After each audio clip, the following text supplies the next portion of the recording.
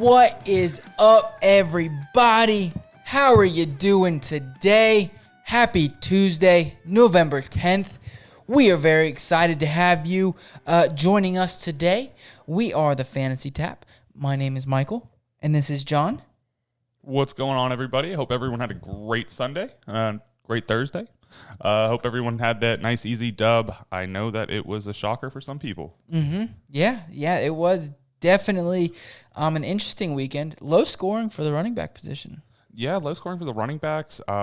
Pretty high scoring for quarterbacks, and tight ends were a little low as well. Well, for the top end quarterbacks, it was like way high, and then like when you get to like the bottom of the quarterback ones, it was like 18 or 20 points.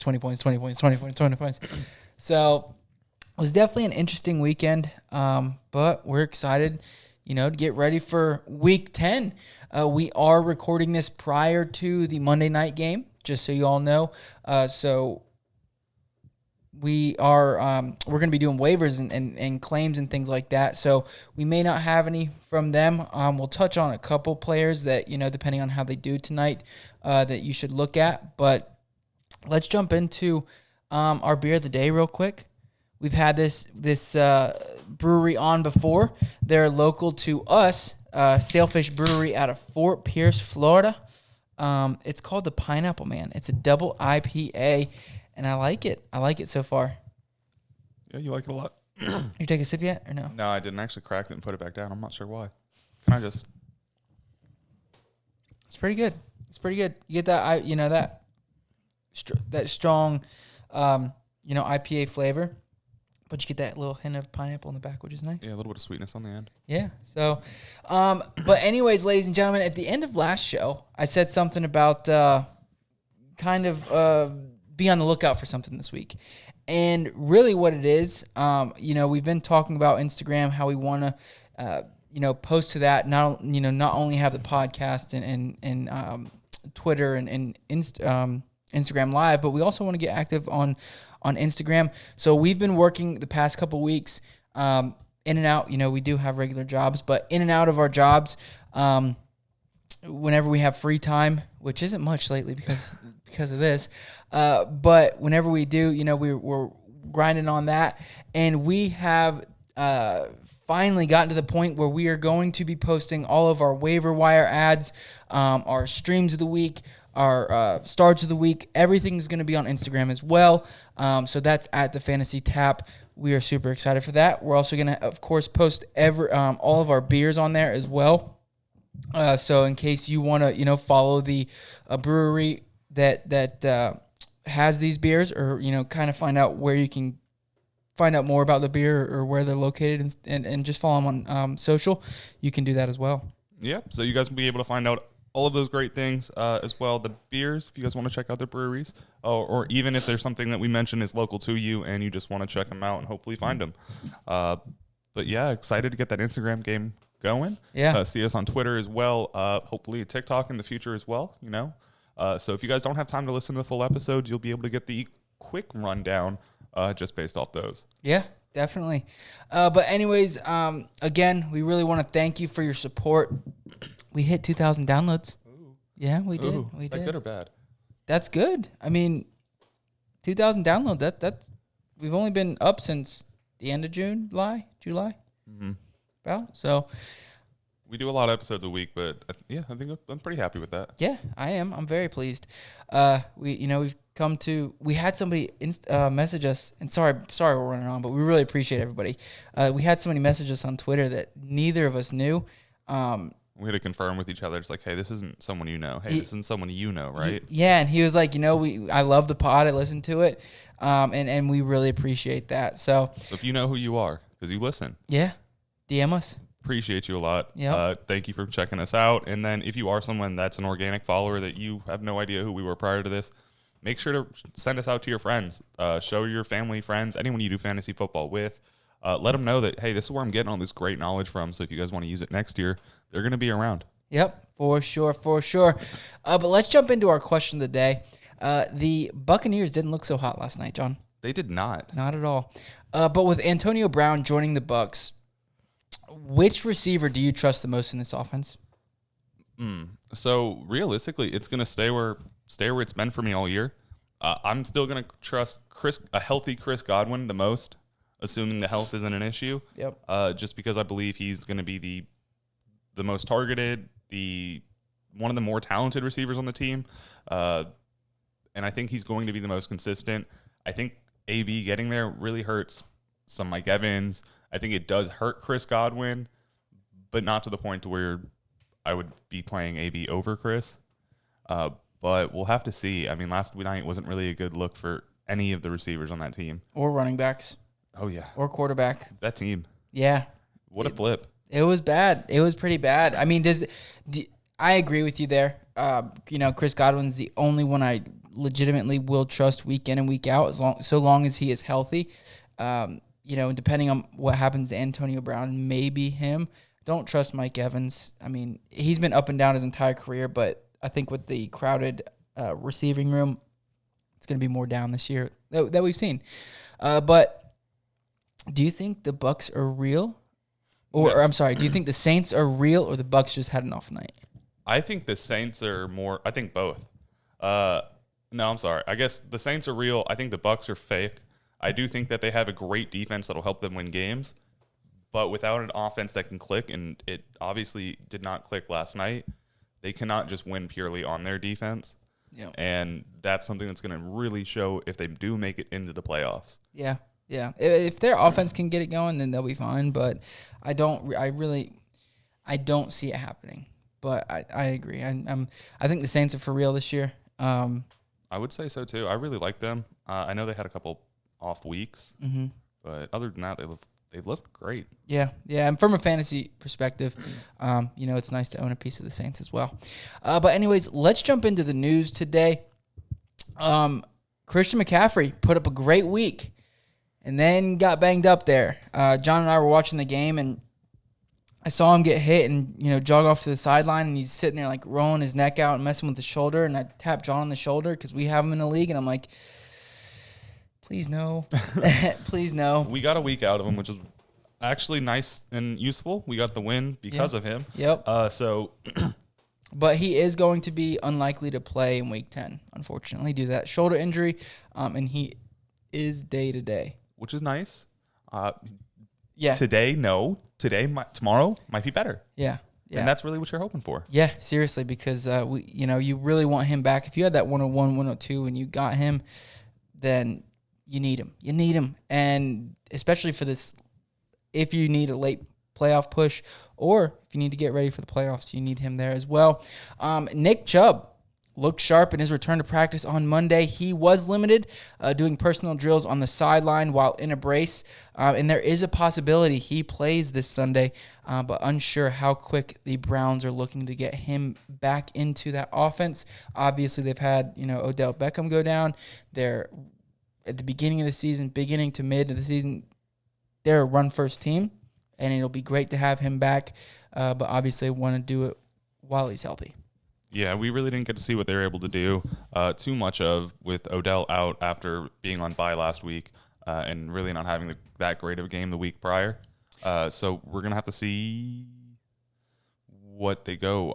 With Chubb back, do you see them going more towards a run-heavy offense? Oh, yeah, 100%. I think they'll, kind of do it like we saw at the beginning. I think both – actually, I think it'll take some pressure off of Kareem Hunt, which will in turn help him. Because he's not going to just be getting the workload. I think he's going to kind of go, because he was very productive in the beginning of the season with Chubb there. And he's been that primary back,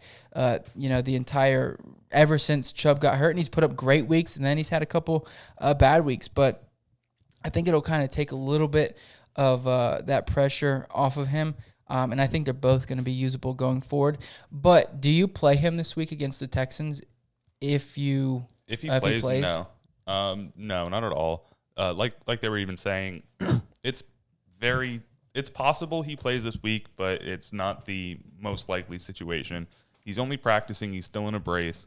And if they do somehow say that he is good to go and he's actually going to be the starter this week, Kareem Hunt's still there. Mm-hmm. You're not going to be wanting to play someone who's coming off of a multiple week injury when there's a stud back behind him. If he plays and you're desperate, you're only looking at a weak flex for him. And at that situation, I'm staying away from Nick Chubb this week, even if he plays. Yeah, I agree. You know, especially as just a pure runner, he's gonna have to put that foot in the ground, and make cuts and on a knee like that if it's not ready. And I don't think they'll play him, you know, if he's not ready, but I don't trust it either. Laviska Shenault received good news from his MRI after not playing Sunday with that hamstring injury, but he should be good to go this Sunday against Green Bay. Jake Luton looked pretty good. He did. He threw for over 300 yards. Yeah. Honestly, if it wasn't for the matchup that he's going to be having this week going against Green Bay, I would be playing him again. But they did say that, Gardner Minshew is not going to be playing this week. Yeah. I do have that in here later. So I'm happy that Laviska's coming back, but I don't think that I'm going to be playing him even if he does come back healthy. The good thing about it is Jair Alexander entered the concussion protocol, who's that lockdown corner there for Green Bay. So there's a chance he plays, there's a chance he doesn't play. So, you know, if he doesn't play, I mean, that could be bad for the secondary. He'd be an interesting play at that point. Maybe a low in flex, but it's going to be an interesting game to watch, especially for DJ Chark owners too. Noah Fant aggravated his ankle injury Sunday did return after sitting out a couple drives. Vic Fangio said that he expects Fant to be okay moving forward. So did get banged up, but came back, which is nice to see. And then unfortunately, Albert O tore his ACL there. He did. Yeah, the other tight end there. So okay for fan owners, but man, I feel bad for that guy because he had a couple of solid games. Yeah, he's a rookie. He's got some time to play in the league. So Baker Mayfield was put on the COVID list this weekend after being deemed high risk. Should he continue to test negative, he can be cleared by Wednesday. So good news for all you Baker owners, and he's looking like a pretty good play this week and solid matchup as long as he plays. Jamal Williams has been given the green light to return to practice with Green Bay. Great to see. Yeah, and you did see Aaron Jones come back, deemed to play Thursday. I know he was a game-time decision, so he will be playing again this week. He had his workload throttled by the third quarter because of the blowout. Yeah. So that backfield's nice and healthy again. Yep. Kenyon Drake still deemed day-to-day and questionable to return this week. Chase Edmonds did okay this week, was flexible, low-end running back too. So if he doesn't play, Chase Edmonds is another, play this week. Yeah. So Kyle Allen did fracture his ankle, dislocated and fractured, and kind of similar to Dak, just not as severe, I guess. But and Alex Smith going to be the starter going forward, and that means Dwayne Haskins is the quarterback too now on that team. You think if Alex Smith goes down, Dwayne Haskins even wants to play for that team? Yeah, I don't even know if Ron Rivera would put him in. He'd be like, you know what, just give me somebody else. I don't care who it is. Just put anybody but Dwayne in. Because he does not like him. No, they don't like each other at all. Nope. Gardner Minshew, like you said earlier, is expected to miss this week. So Jake Luton, interesting quarterback this week, interesting play. Potentially, depending on that secondary there in Green Bay. Chris Carson ultimately was unable to play Sunday. Pete Carroll did say that he expects a similar practice schedule for Carson this week. Last week, Carson was held out of all practices until Friday, where he was deemed out. So, not good. Not good for Carson owners. If he doesn't practice all week, it's going to be an interesting situation because they just brought out Alex Collins up due to COVID. Due to COVID, they're able to put him back down to practice squad if they need to. But they did bring him up, meaning in my mind, they think this injury between him and Carlos Hyde may be a little bit more long-term than they were expecting. Mm-hmm. But not good news for DJ Dallas, in my opinion, either. The fact that they brought him up kind of scares me for Dallas, but not good for Carson owners at all. Another week, you're not going to be able to look at him. Yeah, definitely. Let me see here. So DJ Dallas, was only on the field for 31% of snaps. Travis Homer, 48%. So we were fading him at the end of last week, and it kind of showed. Travis got 6 carries to DJ Dallas's 7. However, Travis Homer did receive 3 targets and 3 catches, whereas DJ saw 2 targets and 2 catches. So very similar in that work, but Travis Homer did put up 64 rushing or receiving yards, which is nice. Nobody was starting him, but at this week, even if Chris Carson plays again, I'm gonna fade him. I don't think there's any reason to play either of these guys. Oh, yeah, no. So I'm fading that backfield for the rest of the season. The only player I'm going to do is Carlos Hyde if he comes back with Chris Carson out, or Chris Carson when he's fully in. Now, David Montgomery has entered the concussion protocol after a pretty big hit on Sunday. So keep an eye on that. He's been pretty disappointing this year. He has, but his backup came in and actually looked a lot better than he has all year. Yeah, man. He's been. I have him in a dynasty league, man. Killing you? Not killing me, but are you playing him? Montgomery? Yeah, have you? It's a 3 flex. It's my 3 flex league. So yeah, he is in there. So he's hurting you hard. Yeah, yep. He's just very meh. He's not meh. Justin Jackson left the game after injuring his knee, unfortunately, really early in the game. First play. Yeah, it was the first play. Yeah, very first play, which he was a start of the week for me, and that hurt a lot. I had him in a lot of lineups. It probably hurt him a little bit more than it hurt you. Oh, I can guarantee it. I didn't feel any physical pain, so that was good. Fair enough. Yes. And then x-rays on Preston Williams' foot, who was having a good game. Got in the end zone, caught a couple nice passes from old Tua.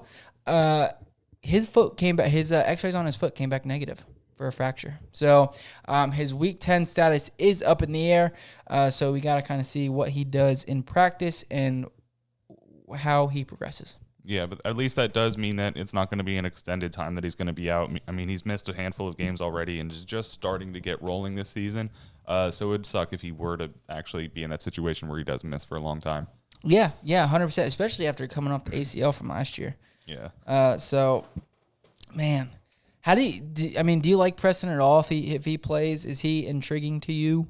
If he comes back, if he's healthy by the end of the week, you've seen since Tua has been in that Preston's been targeted pretty constantly. 4 for 60, 5 targets. So I would say that he's someone that you're looking at as a flex player. You're looking to play him if it's a good matchup at this point, or if you're just kind of looking for someone that might get you by with a little bit of upside. His body size is big enough. He's going to be getting those touchdowns. So just kind of got to temper your expectations on him. But yeah. I think he's becoming a better play by the end of the season. Yeah, I agree. As long as he plays, he'll be fine. And it was nice to see, that whole Gesicki and Parker weren't irrelevant at all. So that's nice. But anyways, ladies and gentlemen, it is Tuesday, and you know what that means.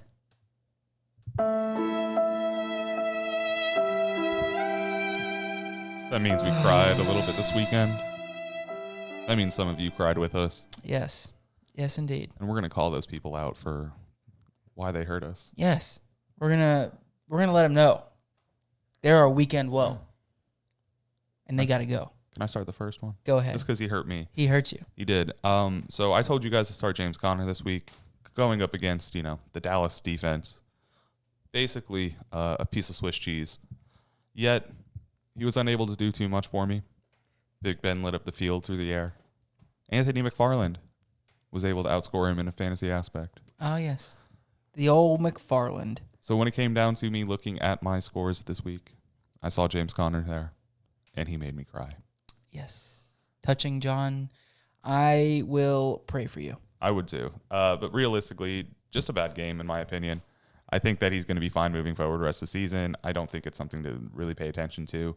Like I said, Big Ben was just being so efficient through the air, and as much as their defensive line can be Swiss cheese, their secondary is even Swissier.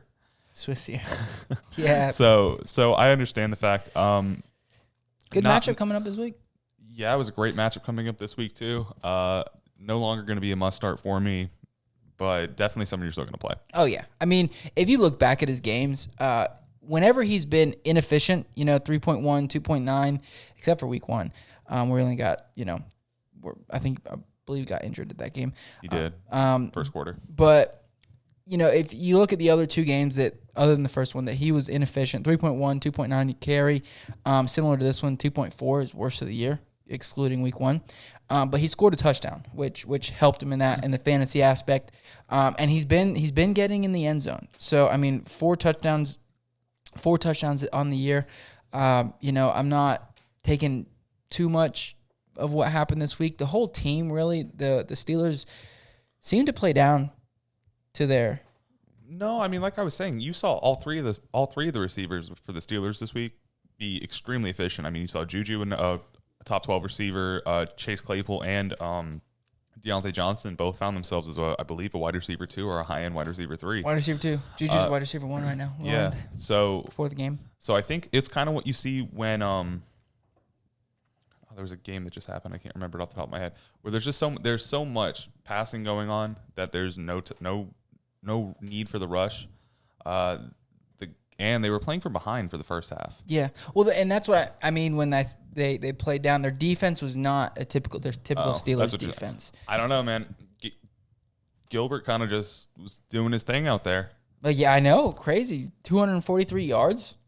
Against the Steelers defense. I think that's pretty awesome for him. Yeah. Hopefully he can turn that around and get a nice little backup quarterback job after this season just based off of that one game. Yeah, could be because that's a huge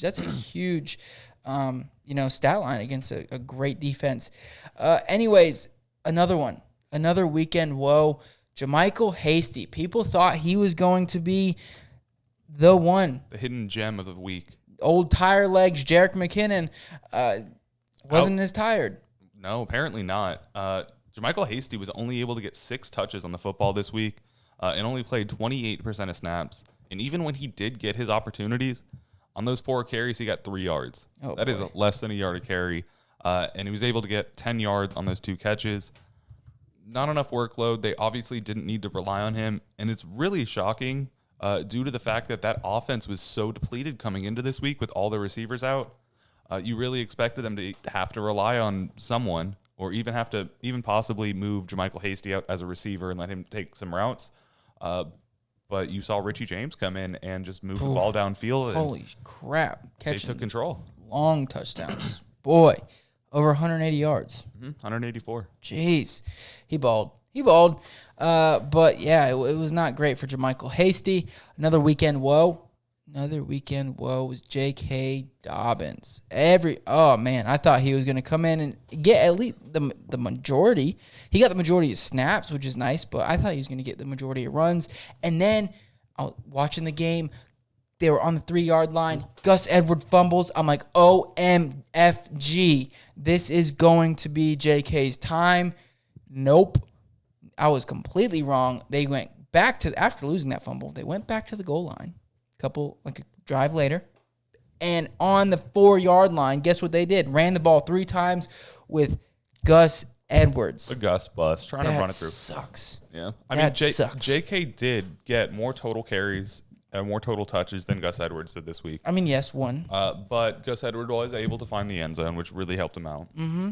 And then with that fumble. I really thought that was a turning point. I'm like, dang, all right, here we go. JK time.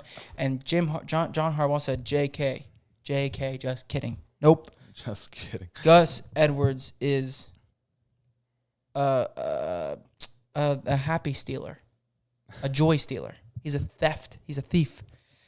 So that hurt me. This week. It was a tough matchup, but still. It was. I mean, asking him to do a lot going against that Colts defense is a lot. But it was sort of disappointing seeing the workload, especially moving forward when there was so much talk about him getting more and more of that backfield. But sucks. Moving forward, again, not a person you're going to want to fade away from just based off of this one bad game. They do have a couple tough games, but still somebody I wouldn't fade away from yet. Someone you might want to fade away from, because I'm personally starting to fade away from him, at least as a wide receiver 1 option, DJ Moore. Watching him go into this week, last week I thought it was a bad act. Early in the season, you didn't see him doing too much, but DJ Moore this week looked horrendous. He was only able to bring in 2 of his 3 catches for 18 yards, which is not his motif. And while he's been sleeping, Curtis Samuel has been blowing up. Robbie Anderson's kept that same role, which kind of scares me. I thought DJ Moore was going to be the one coming into the season. Hogging the targets. I thought Curtis Samuel and Robbie Anderson were going to be fighting for that too. I did not think that Robbie was going to be the most consistent receiver on that team. Oop. And now it's either going to be Curtis or DJ. Yeah. It shouldn't be that way. Really disappointed in that. And he moved from someone to where I was like, this is a comfortable, this is a really comfortable play. I'll get a low-end floor, a decent floor from him. I'm definitely questioning whether or not I put him into my lineup and looking at what my other options are now. And that really hurts me because I thought he was someone who was going to have a huge season. Oh, yeah. I mean, I don't think you comfortably play him. He's got a okay matchup this coming week against the Bucks. It's not great. It's not sexy. I'm not going to play him this week. And then he plays Detroit, which is okay. Minnesota, then he goes on bye. So, and I don't think I'm going to be playing him the next couple weeks. I mean, I don't like it. There is no floor anymore for DJ Moore. No floor anymore for DJ Moore. I mean, I think we got his floor this week. You saw something similar when they played the Chargers back in week 3. 4 points? Yeah. I would say that this is pretty much his floor. Okay, well, it's not a great floor. No. I'm not exactly my point. That this is it's a floor. It's realistic. It's done. To say that his floor is 10 points is wrong. Yep. So you just expanded that little bit of his housing. Yes. You know who I thought was going to have a good floor coming into the season, and then he's not even on the same team anymore? Are we talking Leonard Fournette? No. But yes, we could also talk him too. Well, he had a better week than who you're about to bring up. Yes, he did. Not much, but better. Well, a little bit better. Le'Veon Bell, man. Oh my goodness. Adam Gase originally said that, oh yeah, I'm going to play him. I'm going to use him right this season. And then bam, cut, done. Over the Chiefs. The best landing spot you could think of. He's going to get some work. Psych. 4 touches. 4 touches, 4 rushes, 1 catch. 5 total touches. To this guy who's supposedly he's older, but he still has, he put out a fire mixtape the other day. He tweeted that. Well, you have to at that point. You got to self-promote. Yeah, he said, I think I put out, what did he say? I think I put out the best fire, best flame of my rap career or something like that. We'll give the man a little bit of credit. I mean, he had 4 carries, which you're saying it's obviously not a lot. But that whole team only had 13. I know. And that's including Patrick Mahomes' 2, as well as I believe it was Tyreek Hill's 1. Yep. So he's 1 carry less than Clyde Edwards. His main fault this week was the fact that his 1 lone reception went for negative yards. Yeah, that sucks. He got laid out in the backfield. Mm-hmm. -5. I do not think that this is another chance to say that this is how that's going to roll. Again, this was a game where Carolina came out early, came out on top, came out dominant. Yeah, Chiefs were trailing most of the game. Which is not how you beat the Chiefs. You barely keep up with them through halftime because you don't want to piss Patrick Mahomes off at halftime. Yeah, you might throw 5 touchdowns, Yeah. This time he threw 4. So you want to slowly be trailing them through halftime and then get ahead of them and then try to hold on to that lead. That's the only way you can beat them. Ask the Texans. Raiders? No, the Texans. I'm saying ask them. They put up 24 on them. Yeah, they put up 24 on them. Oh, yeah. But, yeah, so obviously they felt the need to throw the ball downfield, and someone who really loved it was Tyreek Hill out of there. Mm-hmm. But obviously you weren't looking to start Le'Veon as a running back 1. No. This week you didn't get numbers you would even make you happy. But, again, not another reason for me. I still think he's a flexible running back going through the season. Matchup dependent at that point. And until we see the shift in the backfield, which I personally believe is going to be happening. I don't think it'll happen. But question for you, John. Who would you rather flex at this point? Le'Veon Bell or DJ Moore? I'd honestly rather flex DJ Moore just due to the ceiling. Yeah, that's I think Le'Veon and Clyde Edwards both cap each other's ceiling a little bit. While DJ Moore is a receiver who can easily just go downfield, and then if he gets that, he's still going to be lining up on the next drive. Mm-hmm. Yep. You know what sucks, John? A lot of things. Yes, but one in particular. What's that? He doesn't suck, but the situation sucks. Okay, he got 21 carries. 21. I wish they would have given that to Le'Veon Bell or J.K. Dobbins, somebody. But Derrick Henry got 21 carries, only 68 yards, which, I mean, that's a lot of touches. That's a lot of carries. But everybody's saying, and not everybody's saying, we've seen in the past that Derrick Henry gets hot as the season goes. Okay? And the game as a whole was pretty suckish. So that sucked. I think it was like 10-0 in the third quarter. And then finally they put up some points. But Derrick Henry, only averaging 3.2 yards a carry. That sucks. That's not his usual. No, especially at the end of the season or mid to end. It's nowhere near his usual. He was fed plenty of opportunity. The entirety of the Tennessee offense, other than A.J. Brown and Jonnu Smith, just kind of looked terrible. Ryan Tannehill didn't even look his normal self. He was throwing some really dumb passes, in my opinion. Obviously, better than I could have done. But oh, really? I would think so. I would hope so for the amount of money he makes. But realistically, he was going up against the Bears defense. We know that they're a solid matchup. He didn't have a disgusting day, but Derrick Henry shouldn't be getting 3.2 a carry. Nope. That is not him. He need for the style of runner he is, where he's not going to have that pass catching upside or that rushing or that outside rushing ability. He's someone that needs to be getting 4 or 5. He should be able to break one tackle on 20-something carries. That should be able to go for 30, 40 yards. All he's got to do is take one step and fall forward. Yeah, I mean, man's 6 foot something. Yeah, so 2 yards. But so Derrick Henry really disappointed. He started being a little disappointing at the beginning of the season, especially when he was unable to find the end zone. But unless he continued to find the end zone, he's really stinking it up for you. You've got the next 3 games are literally the worst thing he could have asked for as a running back. Going up against Indy, Baltimore, and then Indy again. Ouch. But the good thing is his playoff run is juicy. Juicy.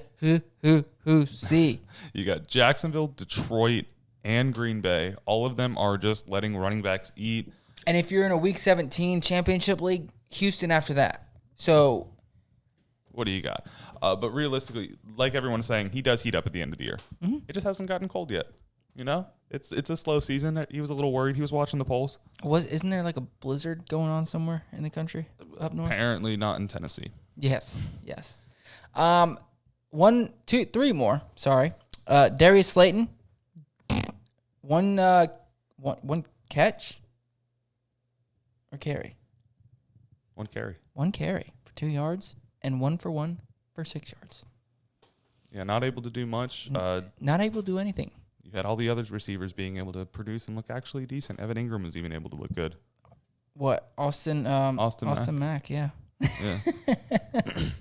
Is he somebody that's intriguing to you at all? Austin Mack, no. Because he got the 4 catches? No, maybe if I'm on a dynasty league and I'm looking to just hold people for future, I might grab him, but I'm definitely not a redraft. I barely even want Sterling Shepard or Golden Tate if he comes back. Yup, I agree. Someone who really disappointed, we talked about him a little bit ago, Tom Brady. Mm-hmm. 22 for 38, 200 yards, but 3 interceptions. Yeah. We've got Mr. Brady stinking up the place, unable to find the end zone, and obviously getting shut down and shut out. In my opinion, he looked great. I love when he looks like this. See, I love Brady. As soon as he left New England, I was a big Brady fan. Yeah, not riding the bandwagon, but I appreciate him now a lot more than I did before. Yeah, because he was kicking our ass every other week. You know someone who does not appreciate him coming into this Monday is going to be Rob Gronkowski. Yes. Only caught 1 of his 6 targets. But the thing is, 2 yards and not even able to fall into the end zone. The thing is, though, Tom Brady was so off on a couple of those throws, and you can't really blame Gronk for some of them. There was one he ran. It was like a 3-yard out route or something like that towards the sideline, and Tom Brady he was open, but just like missed him, was too far, and can't. At least he's getting the targets, I'm sorry. Well, I'm just saying, like we always say, I'm glad it sucked if you started Gronkowski, yes. However, it's nice to see that he got the 6 targets.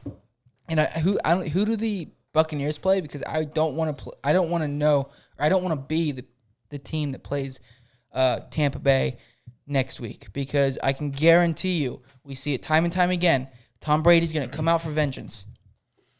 Carolina. Yes. Sorry, Carolina. Best of luck. No. R.I.P. A question, though. Who would you have thought would have been the better quarterback coming into this game? Oh, Tom Brady. 100%. Especially on the tear that he's been on recently. Yep. I think this was Drew Brees coming back after that week 1 where everyone started saying that Drew Brees looked washed. Yeah. Oh, yeah. He was excited to come back. I was on that train. I wasn't committed to it, but I was starting to get there. I mean, I still don't think he's great. Yeah, fantasy-wise, you know, he's currently the quarterback 14. Solid, consistent, which is nice to see. And he's got a really nice schedule coming up too. San Fran, Atlanta, Denver, Atlanta. Nice little schedule for Drew Brees. But as for Tom Brady and Gronkowski, I think they'll be fine. I think they're going to bounce back next week, and I feel bad for the Carolina Panthers. Yeah. And then we do have some weekend heroes for you guys. We're going to be a little bit quicker with these guys because if they're lesser known, you'll probably be hearing about them in our waiver section in a minute. And if they're higher known, you probably expected it from them. Yep. Obviously, quarterback of the week, Kyler Murray, 21 for 26, 283 yards in the air, 3 passing touchdowns, able to rush 11 times for 106 yards and a rushing touchdown against the Miami Dolphins defense, trying to win that game by himself, and Christian Kirk. You know who only finished 0.9 behind him? Josh Allen. Josh Allen, baby. 415 passing yards. It's not the first time he's broke 400 this year, is it? He threw 415 in week 2 as well against Miami. That sucks. But we were finding ourselves. 3 touchdowns. Yeah, we were finding ourselves. 3 touchdowns and a rushing touchdown. Josh Allen. Baller. Both of them ballers. Someone else who balled out last week, really trying to make a run for that fact that he missed a week. Dalvin Cook, able to put up 206 rushing yards, went over 200 yards from scrimmage 2 weeks in a row now, and that's 6 touchdowns in 2 games. Oh. He is balling, so if you had to lose him for a week, he's really trying to make it up to you. So make sure you guys are writing him that little thank you note. He made it up last week. Oh, he's really digging it in. I mean, he's absolutely balling. Not someone that you want to be playing against any week, especially coming up soon. He's going to be playing Chicago next week, which might slow him down, but he's almost matchup proof. At his low end, if he doesn't get hurt, you're looking at a high-end running back too. Other than that, though, you got Dallas, Carolina, Jacksonville, Tampa Bay to finish out the year. Great season. You're looking good. You're looking good as a Cook owner. Yep. Richie James, not expected. Not expected at all. No, there was a handful of receivers that they brought up and they put on the field, but they only really threw it to one. He was open constantly. Just always. You turn around, he was there. Boom, open. Richie James, 13 targets, 9 catches, 184 yards, and a touchdown. Was, I think, the number 1 overall wide receiver this week. He was the number 1 overall player in some formats this week. Yeah, balled. Drew Lock, another one. One of our streams of the week this week. Boy, balled. Finally living up to John's hype. Yeah, I mean, he's got a long way to go to hit that 36 touchdown mark for me. But he's too closer. He's too closer. He got a rushing touchdown, too. Ran for 47 yards. Nice. He's mobile. He's mobile. He's got those legs. Hey, and he threw for over 300, which is nice to see, on 48 attempts. So airing it out. Not super accurate. Only 25 completions. But hey, take it. We'll take it. A lot of those were deep balls to KJ Hamlet trying to catch the game up. Jerry Jeudy balled, too. J.D. McKissick, 3 rushes, 17 yards. But he also, I lost my place, also had 9 catches for 65 yards on 14 targets. And if you had him as a running back, in that running back spot. Running back 4, I believe. Yes. In a PPR league. I believe so. Here, let me pull it up right quick. But he balled. So he was a low end one, about 11 or so. But still, I mean, you did not expect that from JD. He's been a streamable option all year long, not highly owned. One of the guys that we've been talking about, a couple weeks now in a row. Curtis Samuel. We talked about him when we talked about DJ Moore, or DJ No More. 9 for 9, 105 yards. Of course, he had the touchdown, and then he also had 3 rushes. So 13 yards, nice little bump there. Jerry Jeudy, 125 yards on 7 catches, 14 targets though, and a touchdown. So another person who balled. Jimmy Graham, even with Cole Kmet there, 6 for 6, 55 yards and a touchdown. And then Irv Smith, not the sexiest of stat lines, 2 catches, 10 yards, but he had 2 TDs. You know, you can't only go for so many yards when once you get in the end zone, they stop you. Yeah, you can't. There are no yards after the end zone. So you know those could have been like 75-yard catches. You've seen him. Yeah, he's very talented. Another really good Next tight year end. he's gonna be a baller. Yeah, another really good tight end for you guys. T.J. Hawkinson this week, my tight end of the week, saved his butt at the very end of the game with a nice touchdown pass from Matt Stafford. But he was able to catch the ball 5 times on 8 targets for 39 yards with that touchdown. Got himself into the tight end 4 of the week in a full-point PPR league, which is absolutely great. And then I did look into it. J.D. McKissick actually finishes running back 3 in full-point PPR. Oh, full. Yeah, I was looking at half. Which means that a low end, he didn't even have that many points in a full-point league to where it was that bad. Running backs really hurt you this week. Yeah, big time. I mean, in half point, I think, he was 10, 11, 12. So 12.3. 12.3 yards or 12.3 points was it. 17.2 in a full point league got you a running back 3. Not very good. Not very good at all. But those are our weekend woes and our weekend heroes. Some made you cry and some swooped down in capes and carried you to victory. But let's finish off, with our waiver wire ads of the week. We've got 5 quarterbacks here. One coming off a bye who is poised to have a good week. He killed me last week as my start of the week.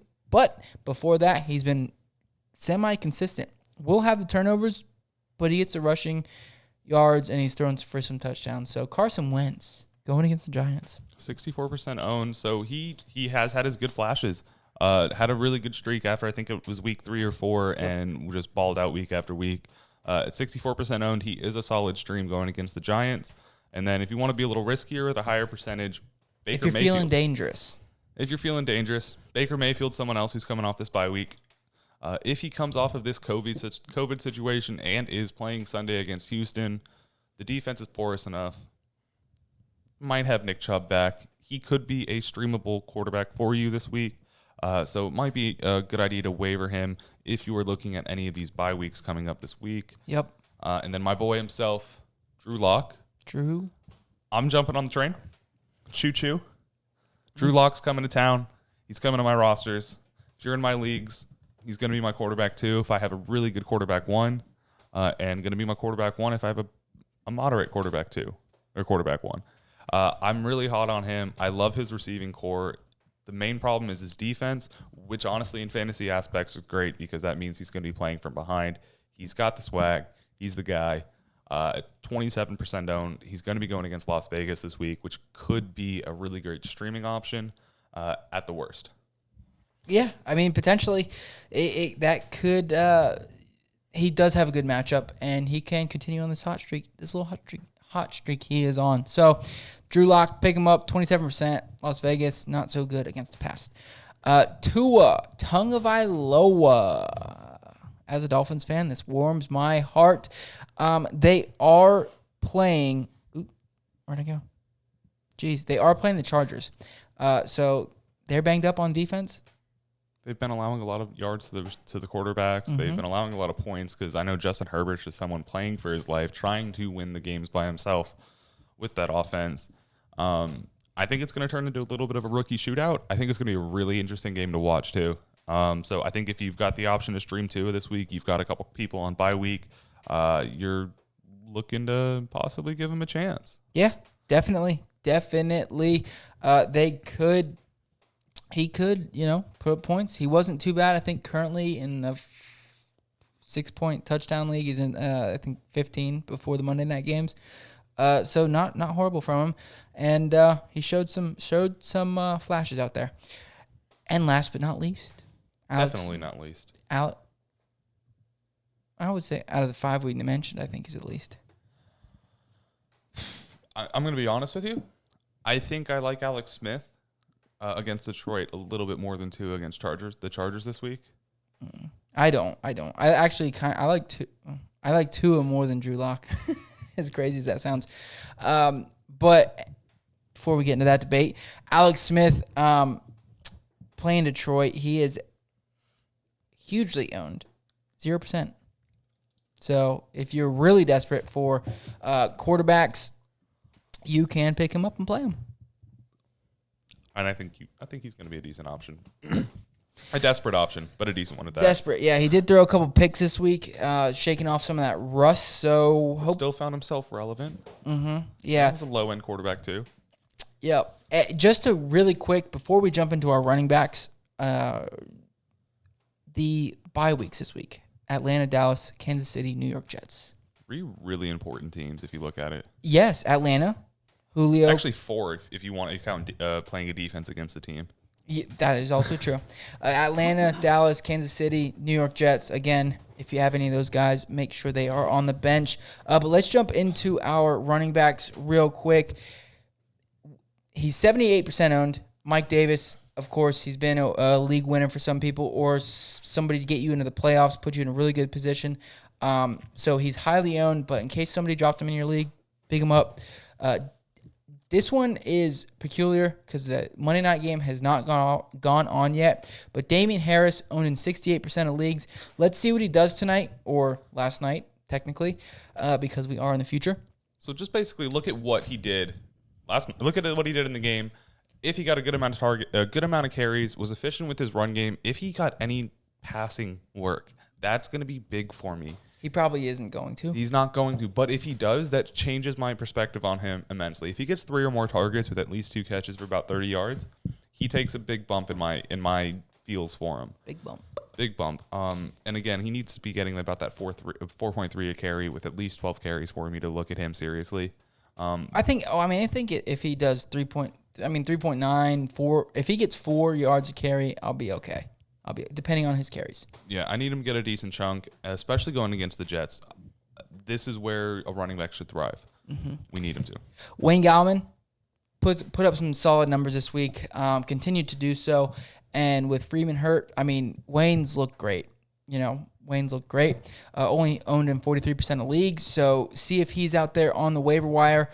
Somebody who's been a streamable option week out, but every few weeks, J.D. McKissick, especially as a running back because it's very difficult to find a streaming option for a running back this year.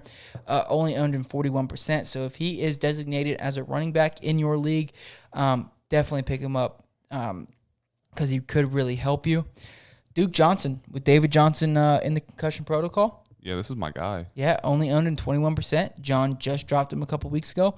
I dropped him Saturday night, picked up Des Bryant as a risky play. I figured let's see what he does. Wasn't going to play him, but just wanted to roster him and see how he looked before anyone else got the hot hand on him. And while I was doing it, the only person that was droppable was Duke Johnson on my team, so he got the boot. And then David Johnson went down, so there might be a waiver claim on Duke Johnson. Might be. I can guarantee you there is. And then an interesting one with Justin Jackson going down, Austin Eckler not more than 95% not going to return this week. Kalen Ballage owned in 0% of leagues or very little, under 1%. And it's a revenge game playing the Dolphins. It is. But realistically, I'm not expecting anything from him. I'm actually going to fade that entire backfield this week unless I have to, because I'm pretty sure I have to in one league. Unless somehow Justin Jackson comes back for me, that's the only guy. Realistically, Josh Kelly got his work. Didn't look bad. He had 9 carries. They went back to him. He was able to be efficient with those carries as well, and then I believe he got a little bit of the passing work. So I wouldn't say that he looked bad, which was nice to see after the coaches we did just get that news of that coach talk. So hopefully he does pick it up a little bit more. Not a terrible week, but obviously didn't get the touches for where he was going to be able to do anything. And I don't think he was super efficient with those carries as well either. 3.1, yeah. Yeah. But I Juicy was nice. If you had to rely on him, you were in a desperate situation and you got desperate numbers from him. So not too bad. And then with David Montgomery on the concussion protocol, you're going to be looking at Ryan Nall. He was someone who, like I was saying earlier, was able to be more efficient and actually a better running back, in my opinion, than what we've been getting from David Montgomery. What was his yardage? He didn't have any rushes. He only had receptions. Yeah, they were playing from behind when he finally got in and was really just trying to move the ball downfield. I believe they gave Cordero Patterson as well. He got 3 carries on the game, but you know who's an interesting pickup? Lamar Miller, because he is on their practice squad. He's washed. I'm not saying that he's going to ball by any means. However, all I'm saying is that he could be moved up to the active roster and used. So keep an eye out on him. I've been actually stashing him in a league because I think last week Matt Nagy said that he's getting closer and closer to getting to the active squad. So, with this David Montgomery injury, he may get bumped up. So, and he is coming off that, I believe, ACL injury. So not great, but somebody to keep an eye on. Just keep an eye. I would, if he got the play, I'd be interested in him. But some receivers you guys might want to be looking at. Christian Kirk is someone who continues to ball out and find that end zone consistently for Kyler Murray, kind of pushing D-Hop to the side and just taking over that receiving core, which is very surprising. He is owned in 52% of leagues. So if he is available for you, that's someone you're going to just want to take a look at, someone that's going to be rosterable for you. Definitely not a week in, week out start, but someone in a good matchup that you're going to want to be getting in there. And then last week with the bye weeks, Philadelphia didn't play. If Jalen Reagor didn't get picked up, he's someone that you're going to be wanting to pick up now. Yep. 41% owned in most formats. Should be readily available, and apparently as of today, not only will he be getting his usual pass-catching work, but he will also be the kick and punt returner for that team, which means that he does have that opportunity to get those crazy extra touchdowns once, twice a season maybe, if he's any good at that position, and the Eagles historically have had a great returner. Yes. Yep. DJX. Someone who really balled out 2 weeks in a row. I didn't want to jump on the train. 3 weeks. Is it 3 weeks now? Yeah, 3 weeks now. Didn't want to jump on the train because I did not trust him, but Curtis Samuel has looked great.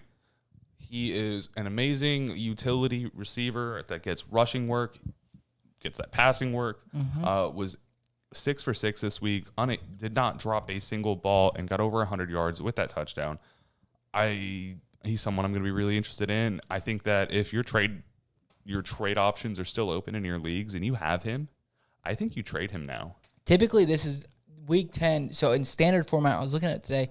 A lot of my leagues in standard format or just standard rules. Week 10 is your deadline. So this is the week to if you can get rid of him, get rid of him. Grab something. He's obviously been someone that at the beginning of the year was riding your bench. So he's someone that you can trade away to fill a hole that's been created due to injury or lack of production from some position. Yep. I still don't comfortably want to be playing Curtis Samuel, just because his floor is as low as low.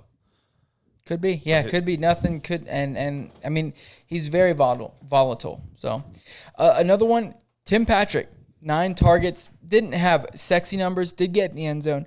But the 9 targets is a big thing here. I think that him and Drew Lock are starting to create a little bit of a groove. So as long as he continues to get this work behind Judy, that team needs a solid second receiver with Cortland Sutton out. Seeing those 9 targets, I think he'll continue to get a solid workload in that receiving core and be a viable fantasy option. Also, this week, good matchup. We just saw we see the Seattle defense getting torched by the receiving position. Josh Reynolds, 7% owned. Solid pickup there. Coming off a bye week, should be very easily to pick up. Yep. KJ Hamler, another one, coming off of a solid week this week there when Drew Lock was slinging the ball. Another solid option. 10 targets, 6 catches for 75 yards, as well as a carry for 24 yards. Was able to get some of that that weird end around sweep game going, which is great to see. He has speedy, so he might be getting a lot more of those, like you've been seeing from Curtis Samuel and some of those other speedy receivers. He is a utility receiver, like you said earlier, and he is somebody to own. David Moore in Seattle, only 5% owned. He's had weeks that he puts up solid numbers. So why not put him on your bench? At least see what he does over the next coming weeks, and he could be a solid option. And then, of course, Richie James, number 1 wide receiver overall this week. Pick him up with little to no options there in San Fran. He could do, and he's not going to duplicate this game, but he could get the targets necessary to fill a flex position. Yeah, that offense is absolutely just so depleted that we don't know when Debo's coming back fully healthy. Brandon Ayuk should hopefully be back coming this week, which would limit his ceiling. But they still don't have Kittle. They're still weak on their running backs. He should be able to be usable here and there as a risky flex play, depending on who else you have. And then coming out of Washington, someone surprising, another questionable name that some people might not have known. Cam Sims actually looked extremely well, able to get 110 yards on 3 catches, with only one of them being for over 40 yards. Wow. So he was actually kind of balling as that number 2 receiver for that team. Even though McKissick was able to get that work, McKissick kind of threshed out Antonio Gibson's ceiling and took away his share of that pass catching work that you'd be seeing going to the receiver. Or be seeing going to that running back like you would expect from Antonio Gibson coming into this season. But Cam Sims was able to do a lot with the work, and after a big showing like that, I would expect them to look his way a little bit more. Mm-hmm. Definitely. Now, moving on to our tight end waiver grabs, Eric Ebron, he's put up a couple weeks where they're solid. He gets in the end zone. He does what he needs to do to help you win, whether it's getting the catches or getting in the end zone. He is there, so pick him up. Dallas Goedert, one of the only options in that offense, him and Jalen Reagor. And Travis Fulgham. Boom. They got 3 there. So I expect Dallas Goedert to jump back into a solid role, especially with Zach Ertz still out. Jordan Reed, only owned 24.5% of leagues. We saw what he did when George Kittle was out and Jordan Reed was healthy. He was moved up from IR the day of the game. Yes, he was moved up from IR the day of the game. Only saw 24% of the snaps and was only targeted twice. He was limited, which means you will be able to grab him for nearly no to low fab. Mm-hmm. It's going to be an easy grab. It's someone where if you're streaming a tight end, this is someone you're just going to want to pick up. He's not a long-term solution. He could be. Kittle's out for the season. But look at his career, Jordan. I mean, I hope he stays healthy. This season's almost. Long term, I'm expecting 4 weeks out of him. I hope he stays healthy. I'd expect 2 to 3 games, to be honest. I mean, just being honest here. He gets about 10 plus a year, minus 2 seasons. Okay. All right. Well, anyways, I'm expecting 2 to 3 games from him, usable. And he balls when he's on the field. Yeah, so very athletic. When he's healthy, you want to play him. Yep. Jimmy Graham, even with Cole Kmet on the field, he got his targets, 6 of them, and caught them all. So only owned in 17% of leagues. Sleeper tight end of the year. And then Jimmy or Irv? Jimmy. Which one? Okay. And then Irv Smith, only owned in 11% of leagues, really stepping into that tight end 1 role on that team. And he's very athletic. We knew it coming out of college. And all it takes is Kyle Rudolph, kind of going away. So nice to see he got in the end zone a couple times. He's a big target. He's talented, and the more they target him this year, the more they're seeing the talent that's coming out of him. So they're liking him in that red zone, which is great. It's what you want from a tight end. Yep. Need some more midfield targets, though. Yeah. So, anyways, ladies and gentlemen, those are our waiver ads. Like we said at the beginning of the show, we're going to have these on Instagram as well. So you can take a look there. But let's jump into our beer of the day.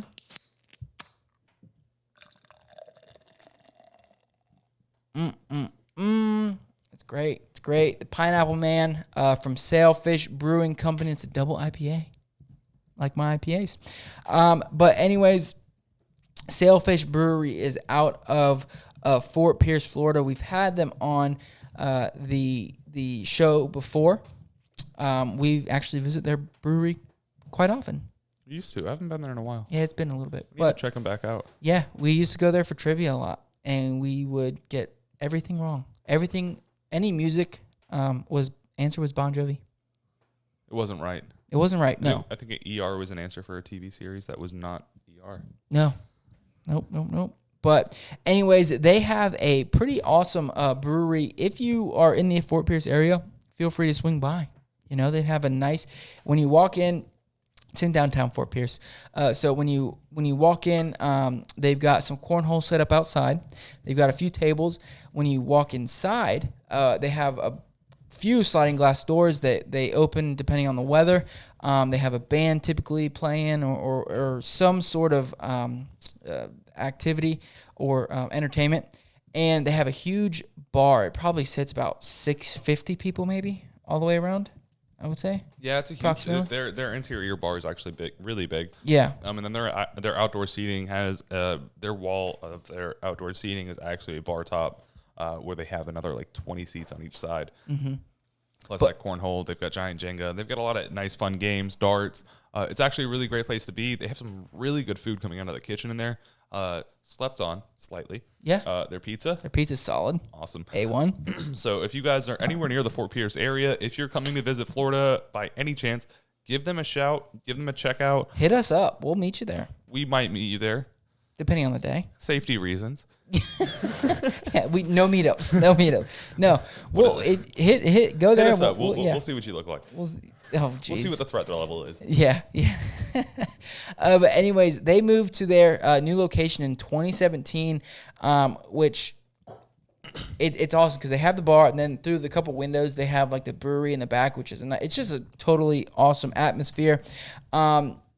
And they do right now is a 20,000 square foot facility, and their barrel capacity is at 540 barrels. And they make a ton of awesome beers, including this one, the Pineapple Man. The logo or the can art is pretty dope. It's like a pineapple bus. It's like a food truck bus. He's selling pineapples in the food truck thing, and he pretty dope. Anyways, John, you want to hit him with the facts on the beer? Yeah, absolutely. So online, this is obviously Pineapple Man. It's a double IPA. Online, I was seeing that they had marketed it as an 8.3%. The cans that we currently have here show that it's a 9.3. So one of the two is correct. I'm assuming the ones that we're drinking are 9.3. This was a limited batch, I believe, when we first got it. This was just before COVID hit. So possibly that this batch just came out a little bit tougher. But either way, it is a 9.6 ABV rated at an 80 ABU. Or IBU, sorry. Yes. So quite bitter. Very bitter, but not in a bad way. Even someone who's kind of getting more and more into IPAs as the show even goes on, both of us like to learn here. It does pour a really nice, deep, rich amber color when you get it into a glass. It has a nice, really thin and light head that doesn't really foam. It's not foamy, it's more crisp. And then when it comes to the smell, you strong out with a nice, really strong pineapple flavor that ends up with this floral taste, just floral flavor just taking right over and never really letting that sweetness come through. And then when you actually do take that sip, again, that pineapple flavor comes on strong initially and is really overtaken by a bitter flavor that doesn't really make itself at home on your tongue. It kind of just comes and hangs out for a little bit and then dissipates and disappears, leaving a little bit of sweetness on your tongue, personally. Not sure if you got the same thing. Yep. But it does carry those floral hop flavors over really nicely. And that bitterness and the carbonation that comes along with it really expands that flavor across your palate. For a bitter double IPA for someone who's not strongly into IPAs, I'm a big fan of this. I'm going to give this one like a 7.3. I enjoyed this one a lot. I like this a lot as well. I'm going to give it an 8 flat. So overall, solid beer. And so I'm looking at the website right now. They don't have it canned or to go, and they don't have it on tap at this point. But they do have a ton of other awesome beers. They have a sour called the Top Banana and iguana sauce. But one of my favorites from them, the Triggerfish, is great. It's a good porter.